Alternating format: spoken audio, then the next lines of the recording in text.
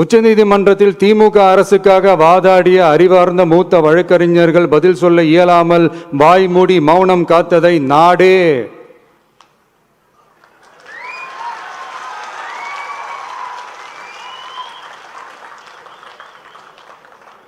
பார்த்ததல்லவா?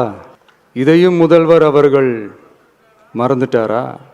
Such petition ought to be dealt with by the division bench, registering as public interest litigation in right earnest and not to be dealt with by a single bench. அதாவது பொது வழிகாட்டு முறைகளான SOP அமைக்கப்பட்டு வெளியிட வேண்டும் என்ற கோரிக்கையுடன் வந்த writ மனுவை நீதிபதிகள் டிவிஷன் பெஞ்ச் தான் கையாள வேண்டும், தனி நீதிபதி பெஞ்ச் கையாளக்கூடாது என்றும் உச்சநீதிமன்றம் சொன்னதல்லவா? அது மட்டுமா, கோரிக்கையே இல்லாமல் SIT அமைக்கப்பட்டது எந்த வகையில் சரி என்றும் கேள்வி எழுப்பியது உச்சநீதிமன்றம். இது எல்லாமே அறியாமலோ இல்ல அறியாதது போலவோ உச்சபட்ச அதிகார மயக்கத்தில் இருந்து பேசினாரோ முதல்வர் அவர்கள்?